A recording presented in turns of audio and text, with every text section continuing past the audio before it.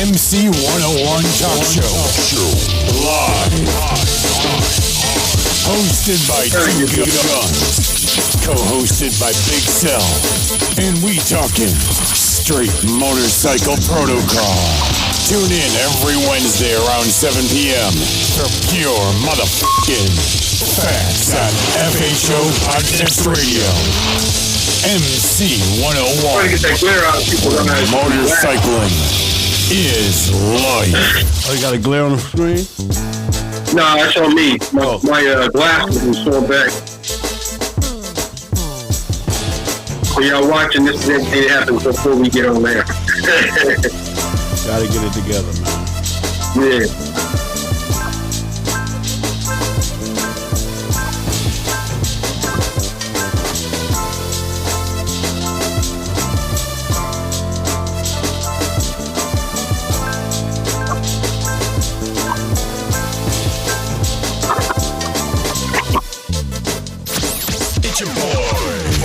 Big Cell, FHO's HNIC, Mr. Him Be Everywhere.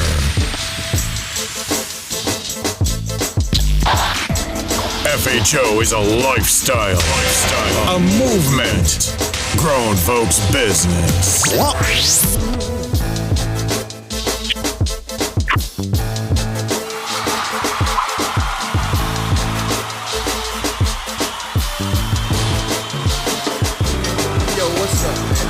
Boy, man, Mr. Let Me Hold Something himself, DJ Dirt.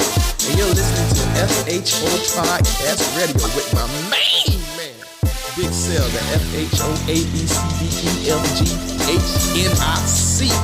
Big Cell, come on, man, speak on it, man. Let's rock. What up, y'all? This Big Punch from the motherfucking Candy Shop. We chilling over here with Big Cell, man, the FHONICKEMMY, man. You know what I mean? All them alphabets, man. About to get all that shit going. Holla.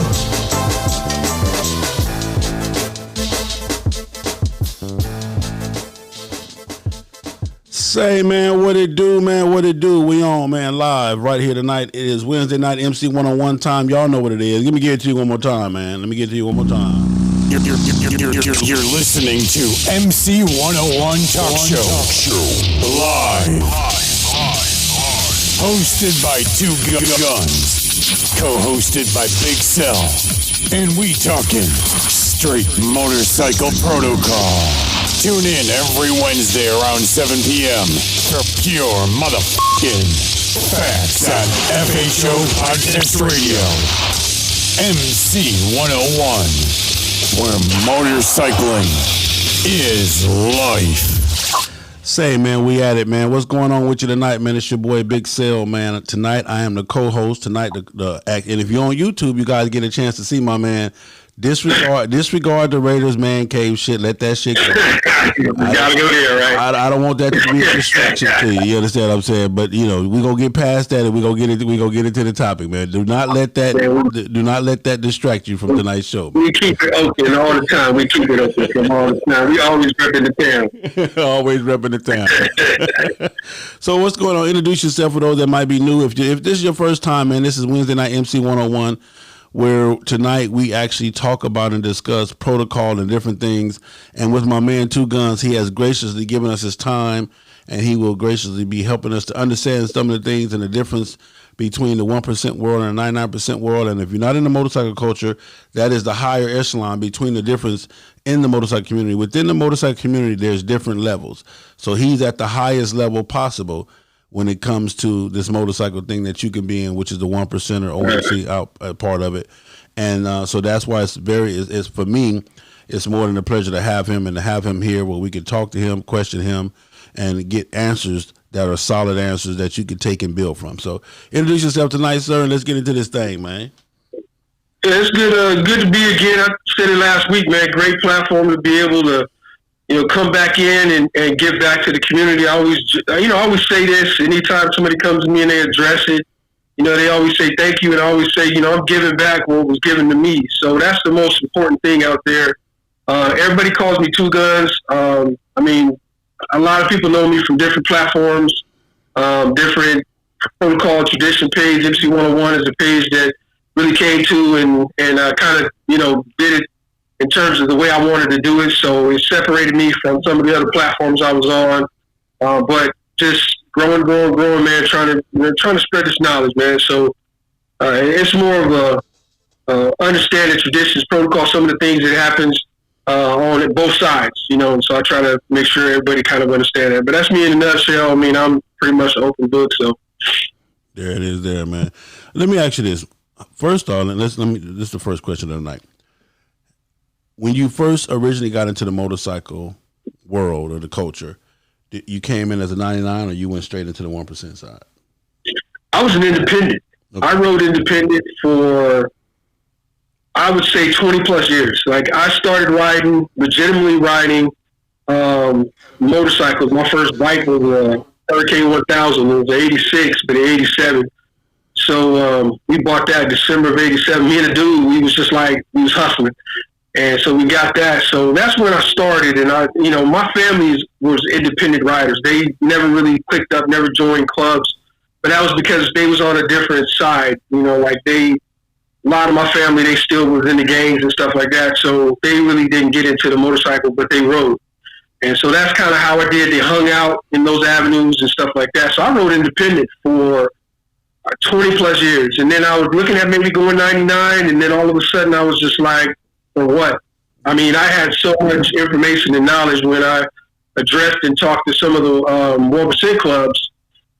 They just told me, look, you need to stop playing around. If you want to do this, do it the right way and just go to the one. So that's where I went. I went straight to the 1%er, and a lot of people, they know my former club. I don't typically say it, but every once in a while it pop out. So you'll figure it out every once, by the time we're talking.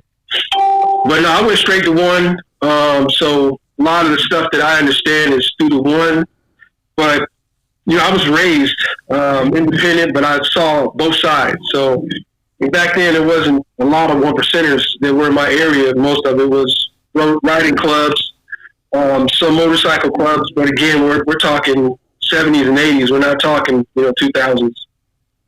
So let me ask you, this is kind of interesting.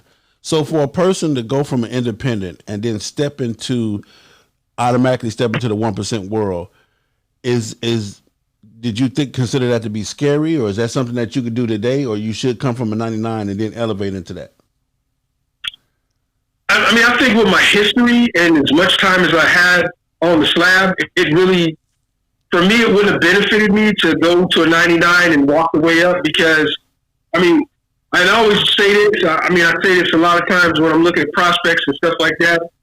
I address their knowledge and their understanding of this lifestyle. So when I start talking to them and they got a good grasp, like when people talk about moving from 99 to 1% or moving from a 99 to an outlaw, and I address it, I'm looking at them like, what are you going to teach that person going to an outlaw club if they've already been a 99 with a lot of knowledge? So what information are you going to provide them? If you're not providing them with any more information than they already know, then, is it beneficial for you to take the steps to go up or not? When I got to that point where I was getting ready to step out, they came to me and said, look, we just don't feel like, you at a point of going anywhere else. Come here. So that was really where it was, and that was kind of what progressed me into the 1% world. But in all honesty, a lot of the 99 clubs that I was seeing, they weren't doing the things that I understood and knew that they were supposed to be doing. They were doing some faulty, shady shit, and there's a reason why I stayed independent as long as I did. So with that being said, you definitely agree that there is a difference between the two worlds, the 99 and the 1%. Oh, it's night and day in terms of I would say that 99 and 1% is likened to each other, but when it comes to being a 1% or outlaw, the risks and the high stake gamble, the things are just higher at that point. And there's a lot of political things that people don't understand about. There's a lot of different things that, that unless you've been in that world, you're not going to understand. But in terms of just being on the set and then being able to have a knowledge or understanding of how to operate on the set, I mean, it's completely 180 degrees. I would say that without a question, because you walk on the set as a 1%er operating as a 99, and they're going to check you. I mean, they're going to check you in 2 seconds, and they're going to know either you built for it or you're not built for it. And that's really where it comes down to and separates it. So one of the things I spoke on in one of my earlier shows, and I talked to you about this too, is how on the black set, and by you being on both sets, you being a 1%er on both sets, how on the black set we so graciously just accept people without asking, doing background checks or whatever. Is that something that's done in the 1% world? Or background checks done? Oh, for sure. Okay. Yeah. They're going to do a background check on you because they want to know first and foremost your character, what you're about. And like a lot of people, well, of course they're doing background checks, but they want to make sure you've done some illegal shit. I mean, that's ignorance right there. What they're doing background checks on is making sure first and foremost that you're not a pedophile, you're not somebody that's done something bad, sex crimes. I mean, those type of heinous type of crimes, they want to know, because if you're doing things like that, they can't trust you, and there's no trust. And that's really where the 1% world comes in. I mean, you got to trust your brother 100%. If you don't trust your brothers and you're a 1%er, it's tough, because it's not if, it's when. And that's one of the aspects of being a 1%er. Like I always try to teach people, tell people, is it ain't if, it's going to happen. One of these days, something's going to happen to the point where you're going to have to take care of yourself. Wow. And if you're walking around, not understanding that, and you can't trust your brother, that's a problem. Wow. And so that's the separation. The other things they're looking for, just to make sure that you got a job, make sure you can support yourself. I mean, people think that's a joke, but that's real. So you're telling me to be in a 1% club, you have to have a job? Oh, you won't have if you don't have a job, or if you're not able to actually take care of yourself, 1% world, man, it's expensive. It's very expensive, because the majority of the events that you go to, they're not well, maybe you go or maybe you don't go. It's mandatory. So, you might one weekend you might be, you might go hit up Oklahoma. The next weekend you might be flying to California. The next weekend you might be up in New York. So, when you have that type of, traveling and things like that, depending on your position in the club, I mean, if you're president, guess what? Your ass on the road. Yeah. I mean, if you're sergeant in arms, you on the road. Officer. Damn it.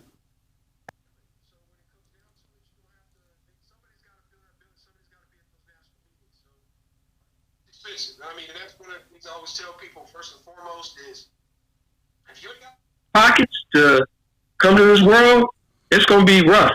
And the second thing is, if you got family, and your family's not good with it, it ain't going to work. Yeah. Because this is real. Wow.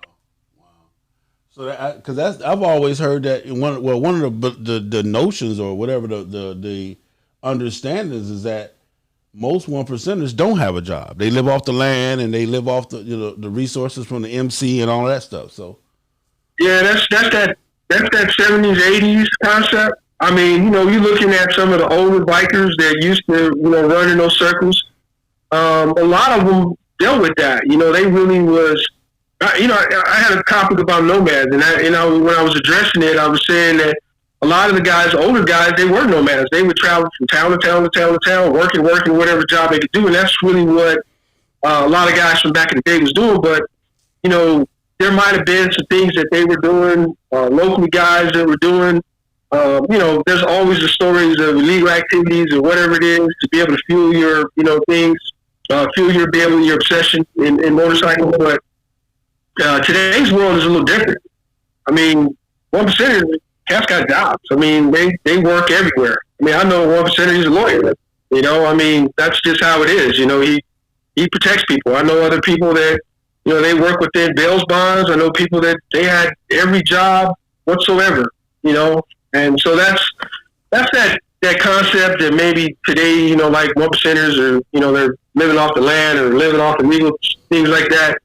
Cops want to believe that too. And believe who you want to, but you go and all of a sudden you check and, the guy's going to work and he's, he might be in construction. He might be a foreman. He might be president of a company, CEO of a company, and so that's just one of those old school concepts that, 1%ers are maybe degenerates or they're not taking care of themselves, but they do. I mean, 1%ers, it's about that. Yeah.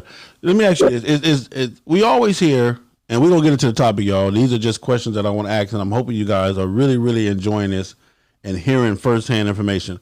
We always hear, Guns, that most 1%ers are set up so corporately to where they're making millions of dollars, and this is how they support themselves. Like, for example, I already understand what it took for the Mongols to go through what they're going through now in the federal courts and, paying lawyers and all that type of stuff. Are they really that structured to where, they're making that kind, and I ain't gonna say making that kind of money, but are they really that structured? Well, you have to be now. And so that's the separation between what's happened in the past and what happens now. Is there's some groups out there, they're completely, you can just pick up a newspaper, somebody's trying to copyright their stuff or somebody's trying to trademark their stuff, and they're in court because they went in there and they've trademarked and they've copyrighted and they've done things to make sure that, their name and that image is not going to be used, first and foremost, for profit from somebody else, and second, it's not going to be used for negative campaign ads or whatever it is.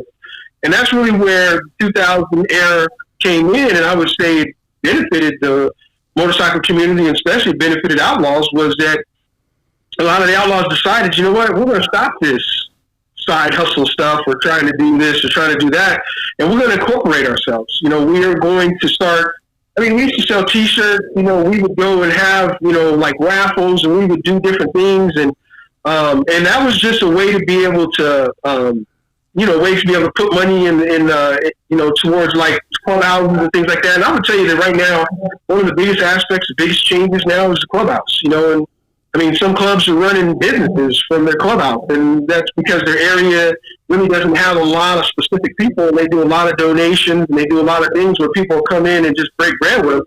That's a great thing because they are not doing illegal things, and they're doing things that are positive for the community and giving back to the community because they're able to actually fund themselves without doing illegal activities. I know, again, law enforcement don't want to hear that because they always think that, we're drug dealers or we got a crack, a meth lab in the back of our houses. Like, come on, man, this is 2000. You can't go anywhere without a camera seeing you, or you can't go anywhere without somebody being able to view you or look at you. So once you get to that point where, you get that visual with social media and things like that, you got to reincorporate yourself. You got to rebrand yourself. And that's just the way it is right now in 2000. Okay. Last question, then we're going to get into the topic. Why is it that us as 99% of the independents, why is it, what is the fear factor of the 1% world? And the unknown. I would say really the unknown, because 1%ers are real secretive about stuff that they do and things like that. But, I would say that the transitions really change now with a lot of the secondary supports, the CYLCEs that are coming out, where they allow 1%ers are giving people an opportunity to really see who they are. So, again, when we look at corporations, we look at where we're able to get in and we're able to actually raise funds and make money that's legal, the legal way. So now we can feel a little bit easier about allowing people to be in our midst, to allow people to be around us. And I would say from 2010 to current time frame, I've probably seen a 180-degree shift in what 1%ers do with 99s and independents and what they did prior to 2000. You would not hear about civilians showing up at a 1% party. It just ain't going to happen. Yeah. I mean, that's not how it is. And now you have some bigger cities. I mean, they're really running their, the clubs and stuff like that, and being able to profit from having people show up to their events. Hey, they throw a fish fry. I hate saying it like that, but a fish fry, or they put some food on the table and say, look, we're not charging you this, but hey, why don't you donate a plate, some money for a plate or whatever it is, or they'll have a raffle or sell stuff and things like that. And so, those are ways to be able to put money back into the club. And then, that is what we do when we go out and we look at Christmas times, and we'll go out and we'll buy a bunch of stuff for kids, a whole bunch of bikes and do things like that. I know I was big on Christmas in July because it's Christmas, and so you look at Christmas and everybody's used to Christmas, but what about July?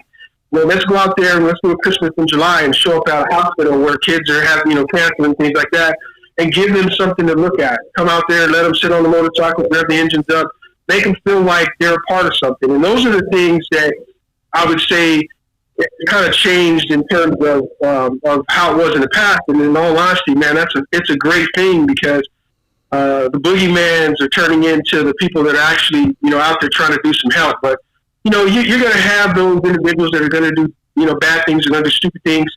You always have that one person. But, if you look at the majority of 1%ers out there, man, their hearts are so pure, and all they want to do is get back to the community. Yeah, that's real. Oh, there it is there. Baby Slim from Rare Breed Mother Chapter.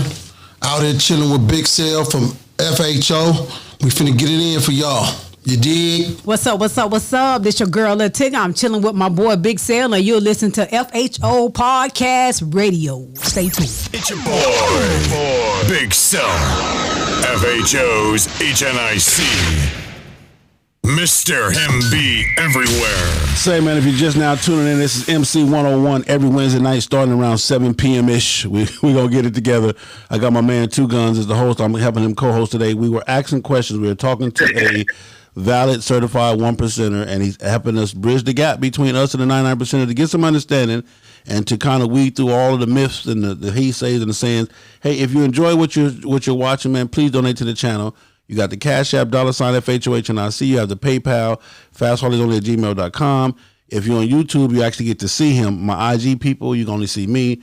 But on YouTube, I hope you guys can appreciate, and on Facebook, I hope you guys can appreciate having him on screen and being able to see him in person and interact with him. And again, disregard the Raiders stuff. I understand that's very hard on the eyes. I understand. Yeah, we still on that, man. We still on that. Yeah, I understand how hard it is on the eyes, man. But hey, man.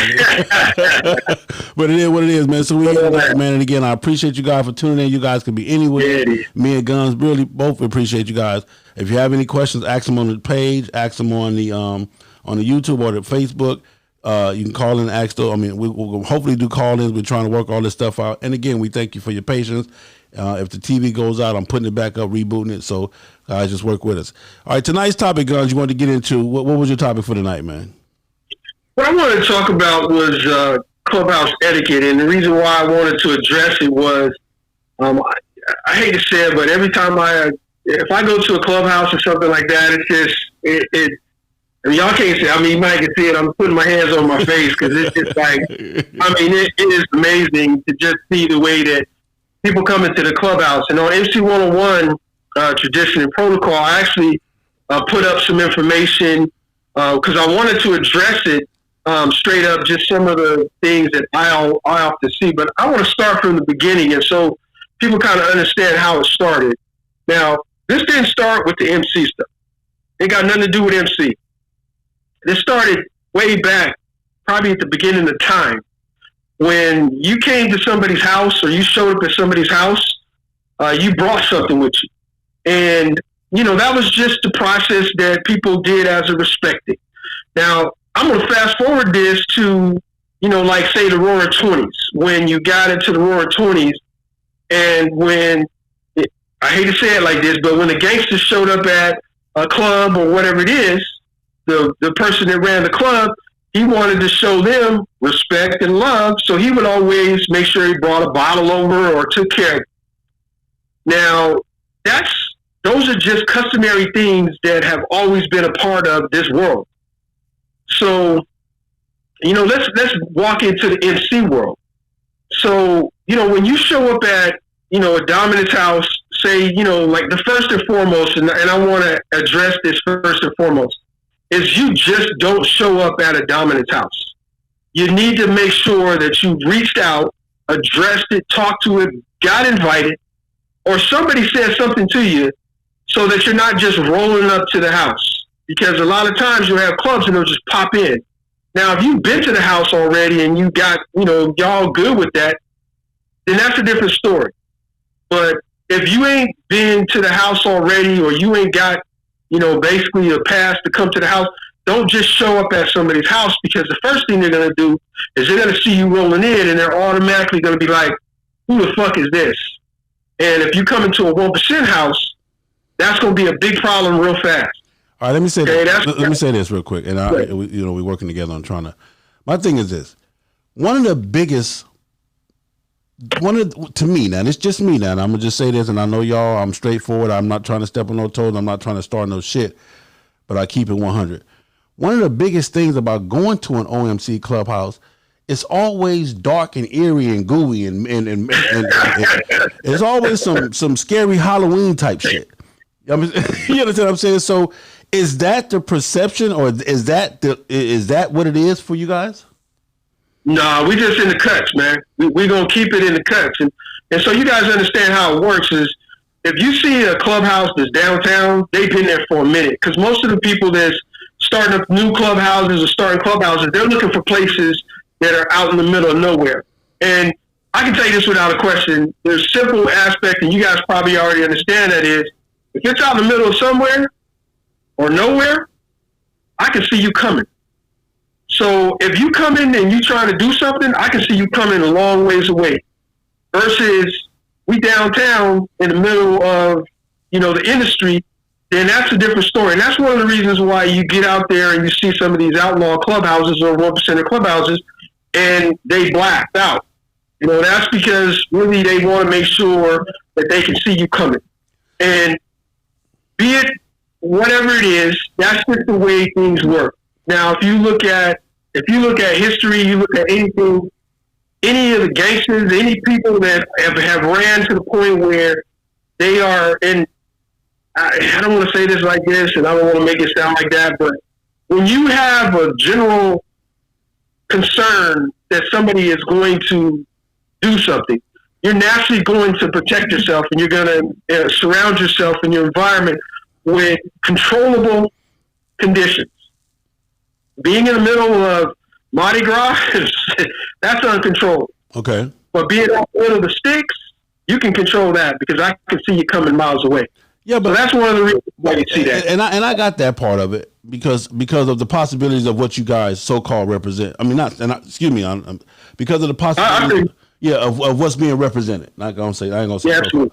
But when me as a 99 or as an independent, when I pull up, man, and to see guys out front with machetes and machine guns and this and this and that, and it's just to me, it's just not. It's almost like they don't want you there. They tell you to come through and hang out, fuck with us, but then when you get there, you so out of place. I mean, you feel so you don't know what to feel. You don't even know how to adapt. It's like, I mean, I'm with the gangster shit. I mean, Big Cell, I'm with the gangster shit, and some of my people with the gangster shit. But it's just a real.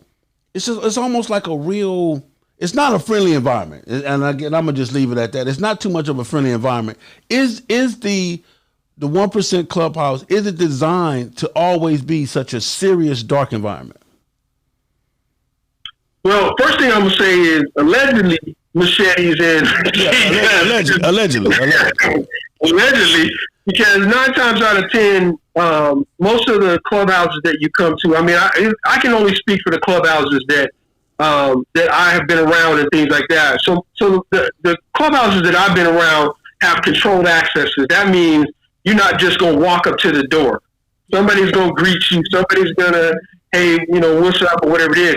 And that's a safety factor. I want people to understand it's not just a safety factor for us, but when you come to our house, that's a safety factor for everybody that's in our house. Because what we're trying to have you do is come to our house, break bread, and feel comfortable around us. But we still have to understand that there's going to be that element that could possibly happen, and we want to make sure that we're protecting everybody in the area and stuff like that. So that's one of the reasons why typically if you come up to a clubhouse, there's going to be people outside, and that's just to control, make sure that nobody just walks up to the clubhouse. I mean, that's just the part of the life that you live, being a 1% or being an outlaw. You always have to be on your P's and Q's. You always have to be able to make sure that you protect yourself. And that's your separation when I say that there's just a difference between 1%ers and 99s is it ain't if, it's when. And what you have to do is control when so that it doesn't turn into if y'all understand what I'm trying to say with that. Yeah. And like I said, I understand the whole protection part of it. So as a 99%er or independent, I'm invited to the clubhouse. When I get there, okay, I pull up. Let's talk about how to pull up and how do you proceed from there? Because that's important. Okay, a lot of people don't understand that. Yeah, I got it. So typically when you're pulling up, the first thing that you pull up is turn your fucking radio off. I mean, straight up, man, that's just it's the most disrespectful thing that you can do is pull up in somebody's clubhouse blaring the music. I mean, I hate to say it, man, if you do it in my clubhouse, your ass getting checked. I mean, we having a conversation about that because that's disrespectful. Second thing, I don't need you coming in doing a sideshow. You don't need to come in revving your engines, doing all the rest of that shit because, again, if you're coming into an outlaw 1% clubhouse, what you're coming into is down the road, the cops is probably sitting around, hanging around. So one, we're trying to make sure that we don't call any more attention to the clubhouse than needs to be brought to the clubhouse. And that's the reason why coming in with your music blaring, coming in, doing a sideshow, leaving with your music blaring, leaving with a sideshow, that's the reason why stuff like that is frowned upon in the 1% world, because ultimately what we trying to do is provide a good place you can come and hang out or whatever it is. The second you make the block hot, that's the problem. Because once the block gets hot, then the cops come in and then they want to be like, well, you guys got dudes showing up, you guys got dudes coming in, speeding out, being reckless and stuff like that. So that's the first and foremost. When you come in, make sure that you come in, turn your radios off, and, don't be coming inside showing. When you come into the actual clubhouse, don't pull into the clubhouse shining your lights on people because, again, it's that old war concept is when you light somebody up, and that means putting light on them. When you light them up, then you exposing them, and they potentially don't want to be exposed. So you come in, pull in, back in. Two factors for backing in is one, showing respect by backing in, not shining a light on them. Two, if you got to get the fuck out of there, you want to make sure you ain't got to back up. I mean, that's as simple as that. Hold on real quick. So no music, no loud music, no sideshow. And you say when you pull in, you bag in? Yeah, back your bikes in. And the reason why you back, I mean, everybody should be backing their bikes in anyway. And that's just a safety factor for you because if you got to walk your bike backwards when some shit's going on, you'll never do it again. Put it that way. You'll never do it again. Okay, and you say, and so we talking about pull up nicely, pull up with some respect, music on, music down, no side shows, back your bike in, and what's next? Well, I would say pull up like you pull up to your mama's house because your mama ain't playing all that loud music and all the rest of that stuff like that and you acting stupid around your mama. So that would kind of be the process. You pull up like, you're showing respect for somebody. And then once you get there, and this is the most important thing, and it's probably the number one violation of every damn motorcycle club you walk in or see pulling into a damn 1%er club, be it it's mine, somebody else's I'm hanging out with. It's called parlay, okay? Parlay. That means that you come there and you bring one or two. Typically, you want to bring two. So it'd be the P and the SA, and he's going to come up and he's going to actually talk with the sergeant at arms or a representative for the 1% club and get the house rules. And the reason why you want to make sure you got house rules is you don't want to go in the house doing dumbass shit, and that's typically what happens. I had one. He's going to pull in. I mean, walked right past the SA. Didn't even conversate with him. Didn't do nothing. And he was just sitting there looking at him like, what y'all doing? Went in the house, and ultimately they ended up getting walked out the house because they're in there trying to smoke. They're trying to outlet properties and stuff like that. And it created a negative situation, and this club just didn't understand it. Not a clue whatsoever. So parlaying is the most important thing. Go ahead. So when you say parlaying, and you post a parlay, so how do you know who is? But you said they will approach you, correct? Oh, they're gonna approach you. You're not going unchecked. Okay. To a clubhouse and you coming in, they're gonna automatically gonna say, okay, who is this? Okay. And so somebody's gonna walk out. Now, I hate to say it, but sometimes it ain't like that. Sometimes you might end up talking with one of the prospects or probie. But he gonna walk you to the front door and let them know, yo, these cats is here. Okay.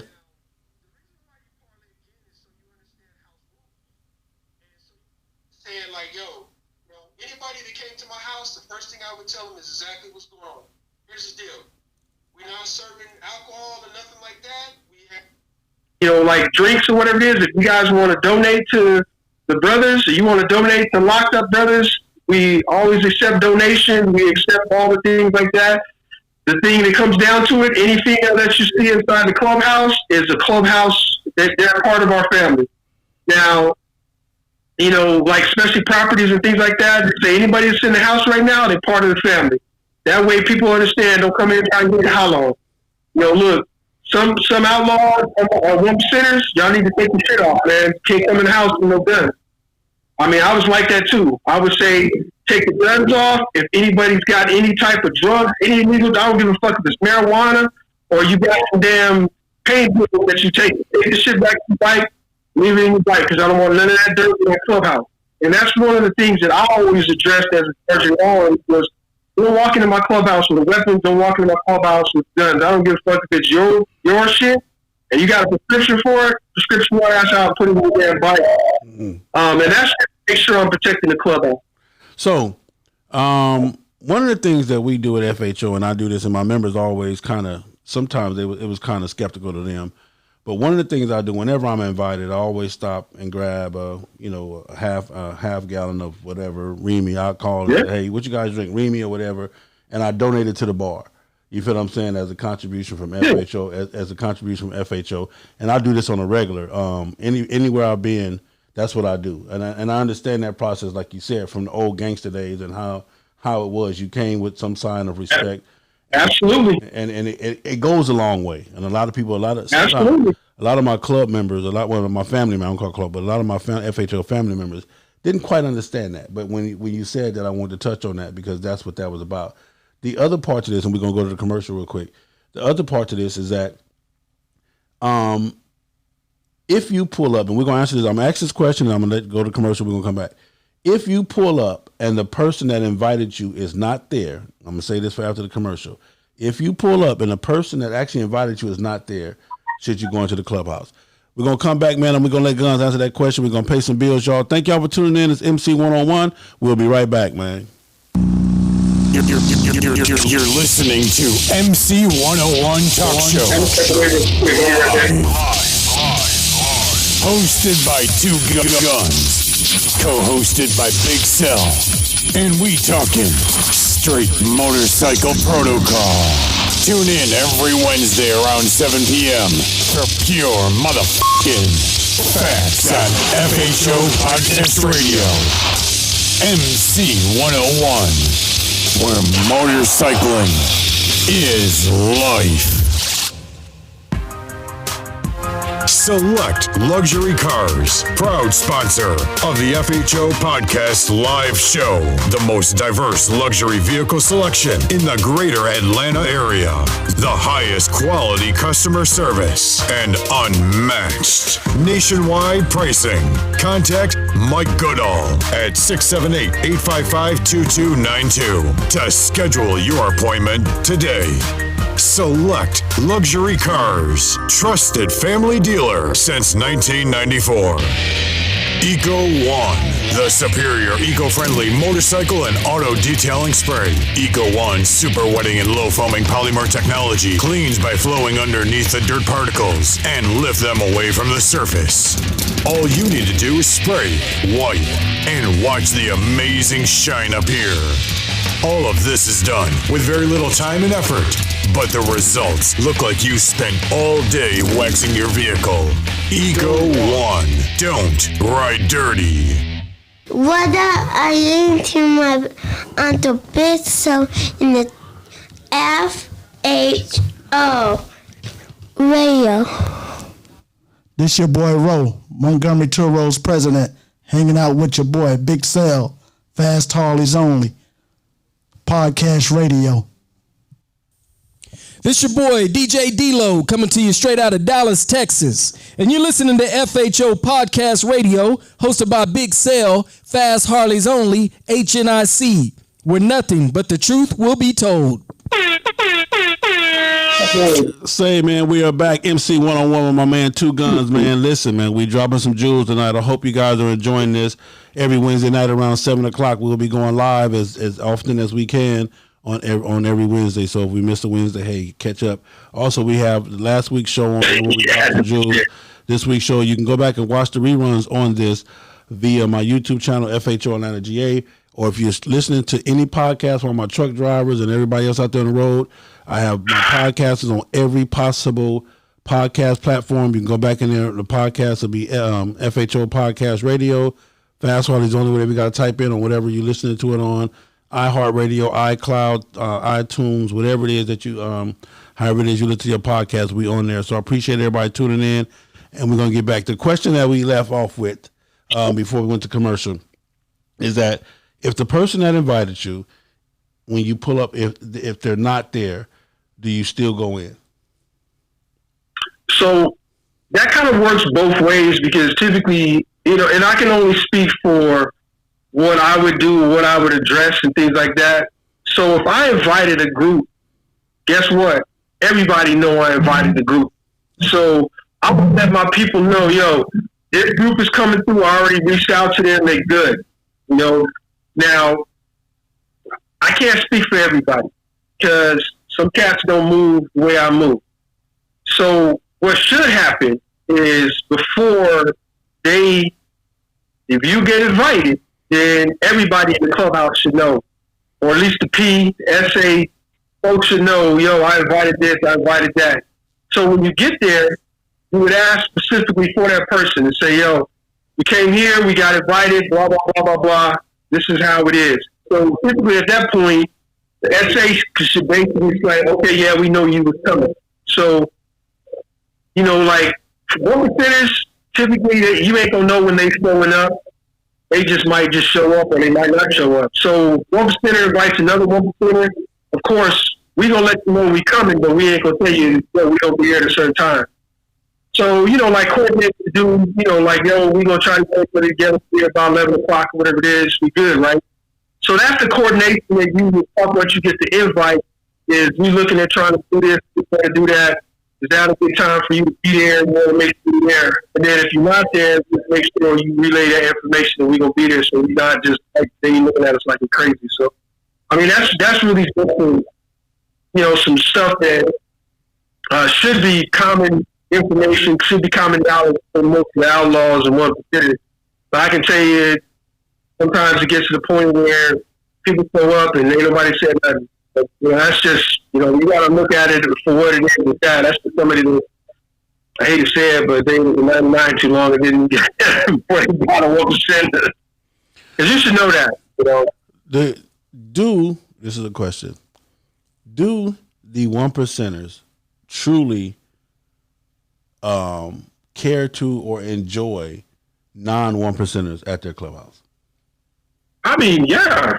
Because when you look at it, the main aspect of you bringing people into your community or bringing people around you, one, first and foremost, is to change the perception of the 1% nation. I mean, that's really, a lot of cases, they really want to change the perception. Man, we're approachable. You can come and have a conversation with me, and you can come and get some information, or you can approach me. Now, Man, I say that, but make sure that if you approach it, make sure that your shit is right. Make sure that you know, I mean, if you show up in a, man, I saw one today, man, motherfucker had a mesh vest. I mean, you show up in a mesh vest and you get checked, or they say something about that. That's on you, man. Hey, man, I'm liking the mesh vest shit. It'd be too hot to wear that leather, goddamn. And I saw that shit. I was like, these motherfuckers got mesh vests. I'm like, wow. I mean, look, it is what it is. You know what I'm saying? Like, one of the things that I learned, I mean, and I apply this to my everyday life, is stay in your motherfucking lane. Yeah. You're not gonna see me in my lane with no vest like that. And if somebody come up to me, I'm gonna walk away. I'm gonna try to walk away. I ain't gonna say nothing, but if you keep following me, we gonna have a conversation about that mesh vest. Because I mean, I'm a traditionalist, man. That's just fault. So speaking of vests, how do you guys view different color vests? Grays, pinks, reds, whites? I mean, the fastest way to lose credibility, man, is to show up with a gray vest on or a white vest on. I mean, that's just, I hate to say it like that. You know, you got some dudes out there wearing white vests and red vests and purple vests and green vests.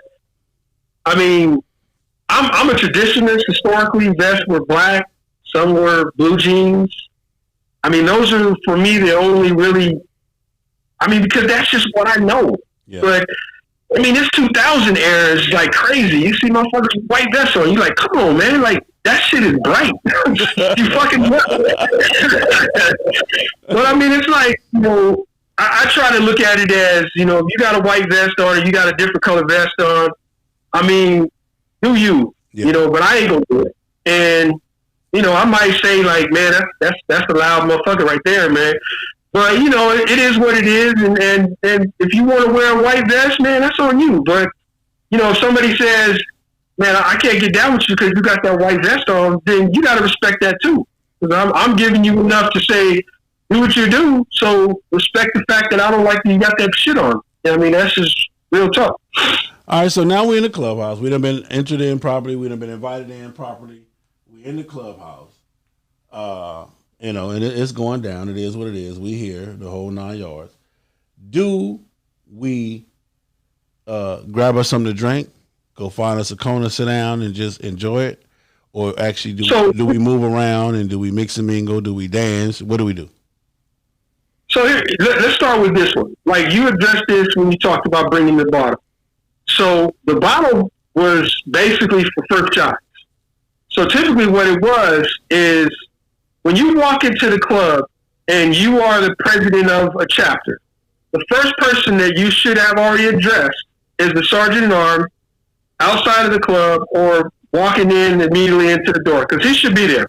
He should be there.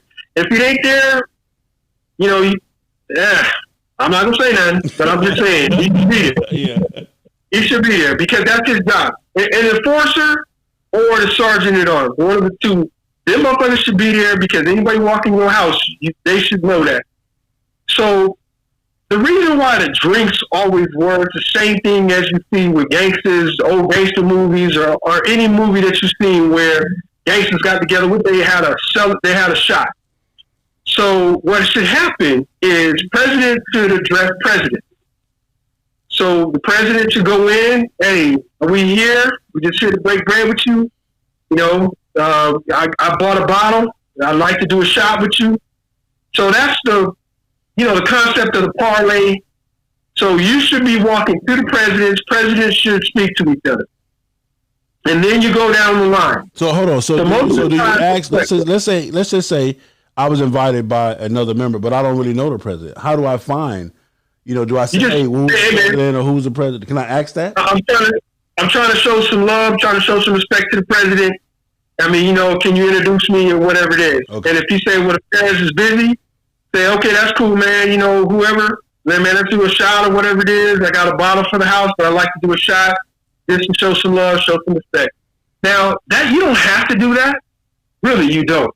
But that's just an element when you're walking into a 1% house that just shows respect. The P's should be doing a shot, and that just really shows respect towards each other.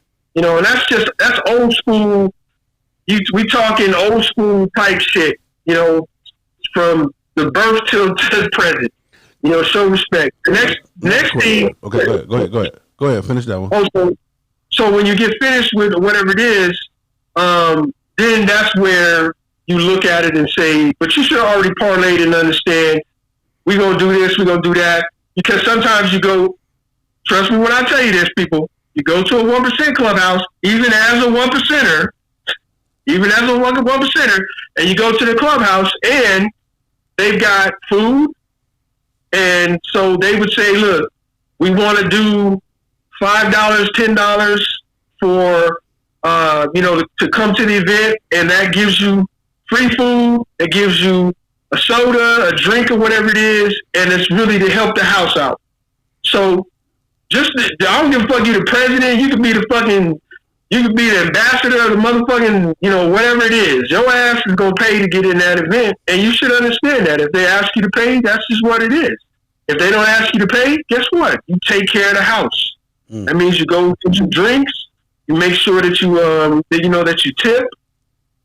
You make sure that if they got, like a jar out, I used to always put a jar out for locked up brothers.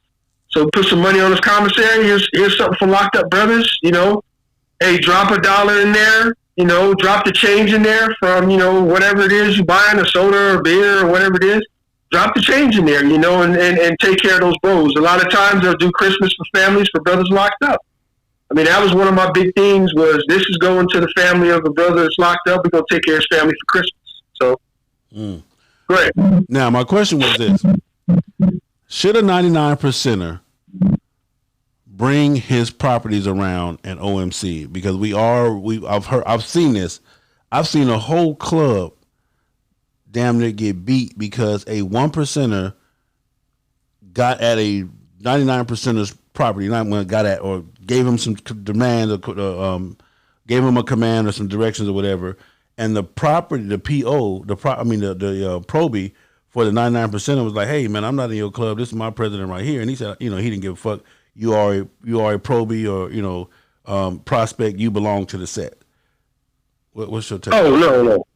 No, that I don't know what that was. You talking about the probies and the prospects? Yes, for a 99%. 99%. You know what I'm saying? A 1%, full patch 1%er gave a command to a 99%er, a whole other club, 99%ers prospect, and the prospect told the 1%er, "Hey brother, I ain't in your club. I'm in this club, and I only do what my president say do." And they ended up. It was a whole ugly scene after that. So now, if it's a situation like say a parking situation or something that's a safety situation where you might, I need you to do this or I need you to do this or whatever it is, that's a different story. No, it wasn't that. It was just I'm a one. Yeah, this situation like go hit this trash, man. You got a fucking pocket for that shit as a 1%er, man. You don't talk to another fucking clubs, and I hate to say it like this. But if I was that club, man, we some fighting motherfuckers, man, because you're not gonna come and tell me how that's gonna go, because when you do that, when something like that happens, they're not gonna respect you whatsoever if you allow your prospects or whatever it is. And I'm not telling 99 to go out and check motherfuckers, but that's one of the ones where the probie step off, go talk to the P's, and P's talk about that, because he shouldn't approach the P. You shouldn't even be having a conversation with a probie. A prospect or anybody else, if you were 1%, period, nobody should be having a conversation with them except the club. Unless it's a safety situation or a parking situation. Something like that, that's completely different, because it's like, can you do me a favor? Hey, can you move bikes, or can you do this, or can you do that? That's different, and that's for your club. That ain't got shit to do with what's going on at the house. So at your house, at that person's house, that's his responsibility to take care of that shit. That's not your responsibility. You come in there trying to break bread with him, and if he doing some shit like that, that's sideways shit, man. I hate to say it, but there's a lot of cats out here, man, and they wearing them diamonds, man. They wearing them 1%ers, man, and they ain't getting it, man, because they still stuck in that 99% world. 1%ers, that'd be like that motherfucker go to a clubhouse, another 1%er, he tell you, hey, motherfucker, go do this. Like, what you gonna do then? So say you show up at a 1% clubhouse and the motherfucker tell you, hey, go do some shit. What you gonna do? You gonna go do it? If you gonna do it, man, that's just some hoe shit. Yeah. You know, you better stand your ground and say, man, fuck you. Who the fuck is you? Yeah. Because that's just how it is. I'm not gonna take orders from you, and you ain't fucking you ain't my peoples. You ain't in my nation. So, I mean, I don't know the circumstances. I don't know the situation, but I tell you what, I would. We just saw. I mean, what it was I you know, and again, the concept was I'm a 1%er, you're a 99%er, and you're a prospect, so you belong to the set. Whatever the fuck I tell you to do, you have man, to do. fuck that. Yeah, that's that bullshit. You know, you belong to the set, but your nation is your nation. Your club is your club, and you shouldn't. The only directions that you should be getting from anybody is directions that is a safety factor. Yo, man, I need you guys to park your bikes over here. I need you guys to put your bikes over here. I need you guys to do this. I need you guys to do that. And it's just a safety factor. You know, if your girls is coming in, your prospects or your probies is coming in, you know, I mean, I used to tell people, man, if it drops off, man, you got to hit the corner.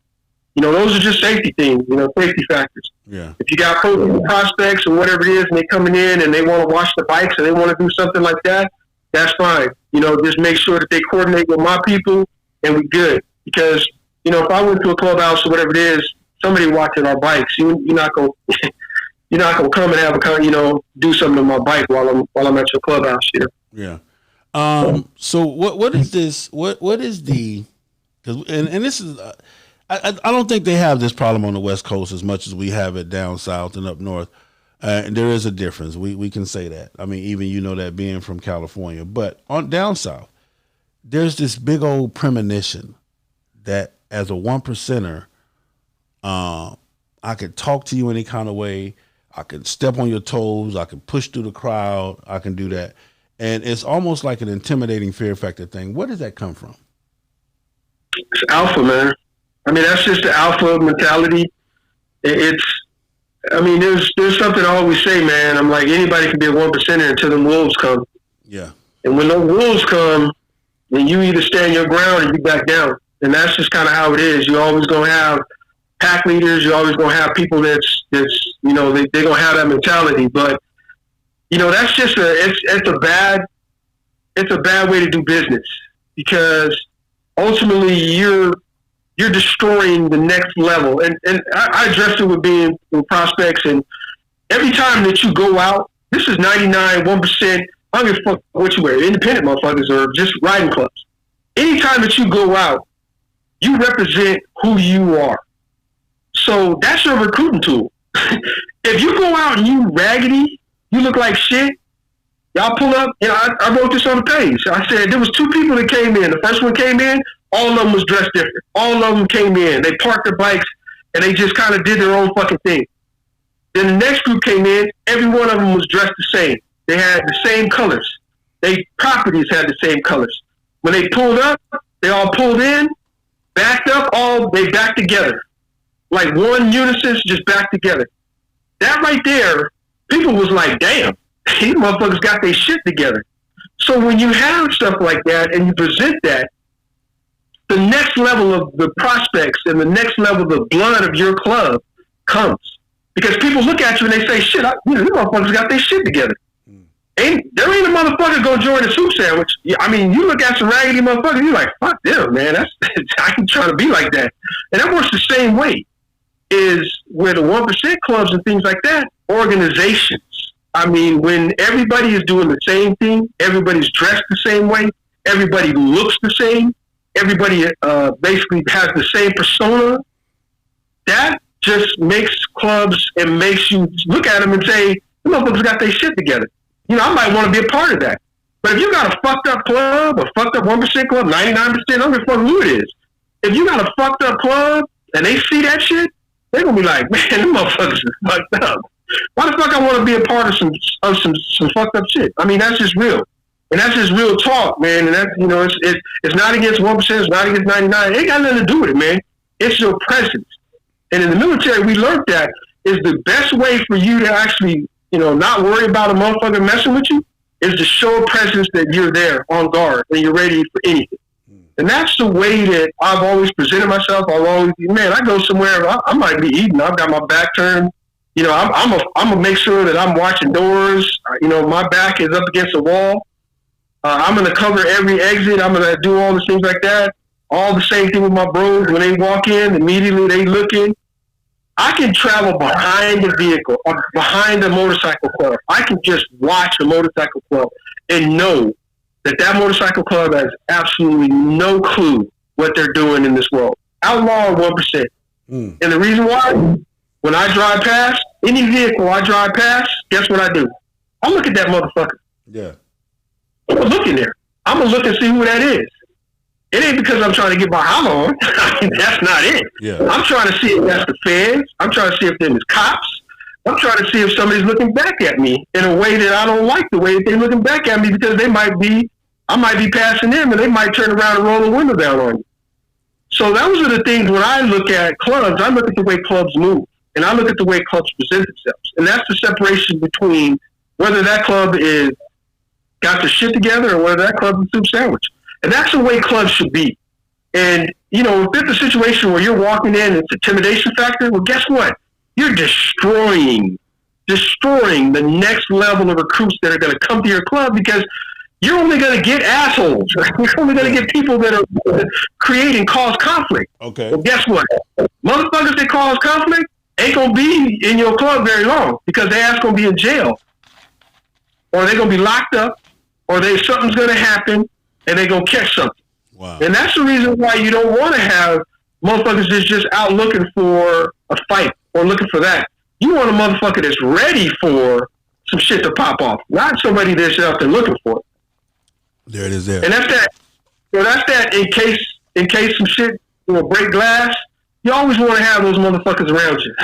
Well, one of the things too, and this is what I tell all of FHO, and this is what I preach and teach. When you come in FHO, these are one of the things I preach. Always be prepared to be where you are at all times. Period. Hands up. Be prepared to be where you are at all times. All right, we're gonna ask you one more question, and we're gonna go on and get ready to damn near close this thing out. I hope you guys enjoyed tonight's show, man. We have had a wealth of information, and it is what it is. So right back after this. What's up? This your girl Lil Tigger. I'm chilling with my boy Big Sale, and you'll listen to FHO Podcast Radio. It's Baby Slip from Rare Breed Mother Chapter. Out here chilling with Big Sale from FHO. We finna get it in for y'all. You dig? What up, y'all? This Big Punch from the motherfucking candy shop. We chilling over here with Big Sale, man, the FHONICKEMMY, man. You know what I mean? All them alphabets, man. But they got all that shit going. Holla. All right, man. We back. MC 101 Wednesday night, 7 p.m. Tune in. Make sure you tune in. Go back and catch the shows. Don't forget to support the platform, FHO Atlanta GA on YouTube. Make sure you subscribe. Also, your donations are needed to continue on the course that we're headed to, and I hope you guys are enjoying this. We are having a ball. Last question of the night, man, and this one's probably going to take us a little while to get done. When it comes to female POs, POs. I knew that was going. Look at him. When it comes to female POs, and you know that we might even say that for another show, because that's a lot, man. It's a very controversial thing, and it's hard to deal with. Me personally, you know, being an ex-pimp, I say ex because I'm retired now. You feel what I'm saying? When I see a beautiful female, man, period. With females in general, all females are beautiful to me, just the human race, period. You know, I'm going to hit you with a, hey, little sugar, hey, beautiful, the whole 9 yards. It's not for me being flirtatious, but a lot of times I've noticed that the POs kind of, you know, they kind of, kind of spook, or not spook, but they kind of, some speak and some just look at me like, you know, you're not, I guess, qualified, or you're not, you know, one of them. Really, when it comes to that, man, when it comes to the female PO, when it comes to a regular guy, man, just, you know, I'm in the clubhouse, I'm having a good time, I've been invited, all my stuff is together, and there is a female that, you know, I speak to or whatever. How dangerous is that? What is that? I mean, I would tell you, man, first and foremost, you walking into, this is a separation, because I talked about this last week, is when you walk into, on the white side, you walk into the white side, people that's in that clubhouse that got those vests on, you got two types of females in the clubhouse on the white side. First one is property. That means if you even look at them the wrong way, you might catch your ass whooping. That's just real talk. Okay. The other ones are just friends of the club. Those are girls that really they're not with anybody and they're just there to partake in the partying and whatever it is. For those girls, that's one of the ones they'll come up to you and they'll chat with you if they like you, whatever it is. And that's across the board on the white side. That's what I see on that side. Now, when you come to the black side, it's a little different because you got properties, and then you got properties of members, and you got properties of the club. Yeah. So that's the separation and the differences. And in a lot of cases, regardless of what it is, she's property of somebody. And the reason why she has that vest on is because she is property of somebody. And so regardless if she's a sponsor or if she is actually somebody's old lady or somebody's wife or girlfriend, because again, on the white side, properties are wives, girlfriends, family member, close family member, somebody that they want to protect that's a close family member. They don't have just an average, ordinary girl that just decided one day, yo, I want to be a property, because that's not how it works. Okay. On the white side, property gets you kicked out the club faster than anything else if she off the chain. On the other side, they have properties of the club. They have properties that are actually their old ladies and girlfriends and things like that. So what I always tell somebody when they're coming into a clubhouse, first and foremost, is don't talk to somebody unless they come up and have a conversation with you and they talk to you. Because if they do come up and talk, then you've all automatically at that point, they've already kind of progressed that part. Either they talk to their sponsor and their sponsor's cool with it, or, you know, they are taking it on their own. Now, if somebody comes up and says, yo, man, why are you talking about property? Yo, man, she came up and had a conversation with me or whatever it is.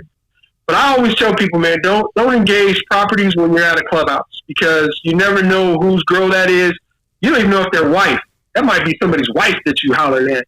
And you go over there trying to, you know, hey, what's up, baby? What's going on? Blah, blah, blah, blah, blah. And next thing you know, people are going to feel some kind of way about that, because if somebody came up to your wife or your girlfriend or your significant other and they trying to get their holler on in the streets, you don't have a problem with that. It works the same way in the clubhouse. So I always tell people, man, you know, if you at a clubhouse and you see somebody ain't wearing property vests or whatever it is, they just got regular stuff on, yeah, you mind if I, you know, have a conversation with you, still on property? Oh, okay, my bad, I didn't know y'all wearing, so it's all good.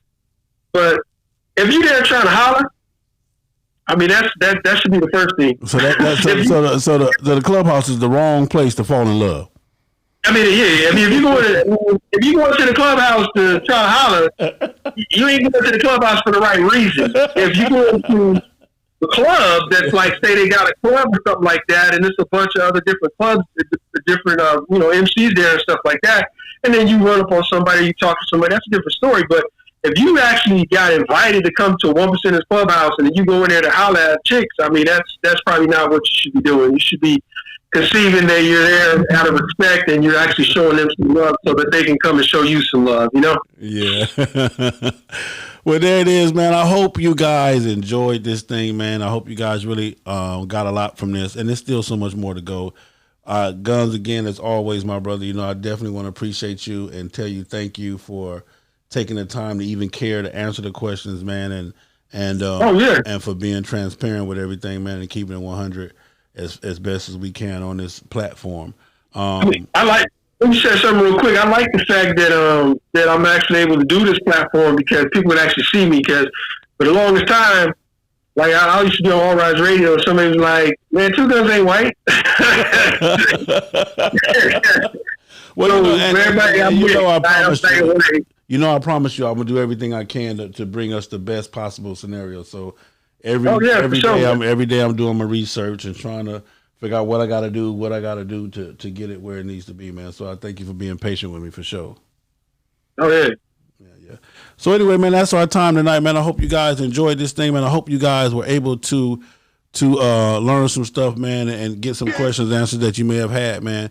And again, at the end of the day, even my man Two Guns said it, this is some grown man shit and some grown woman shit. And if you conduct yourself accordingly, you'll never have the silly, I ain't gonna say silly issues, but you'll never have issues. But also I want to tell my people, I understand that we have not been taught properly. Nobody has taken the time like Two Guns has taken to teach us and to show us and give us the right way. And I thank him for that. And to all my OMCs, I thank you.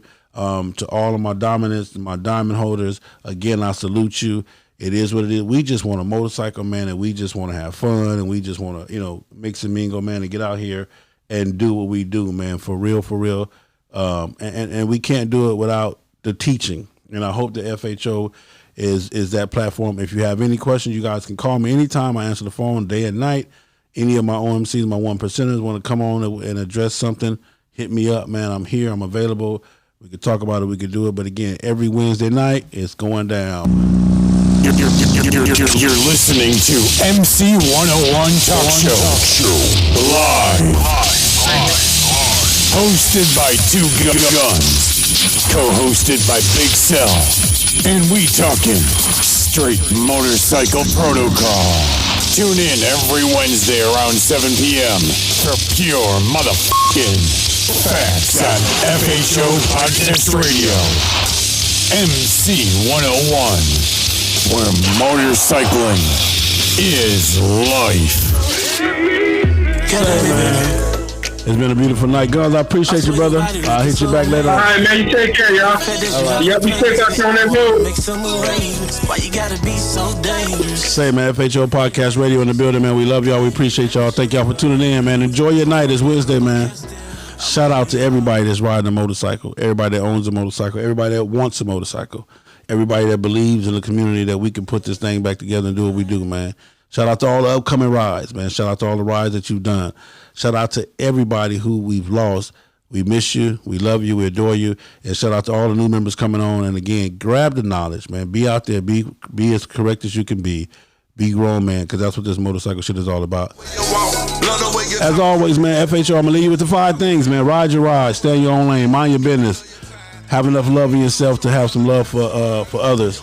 And FHO, MA, FHO, we love you, the entire family. We just tell you, 2019 going into 2020, love to ride and ride for love, man. We gone, man. I ain't fly, but excuse my hands. Then my Big Cell.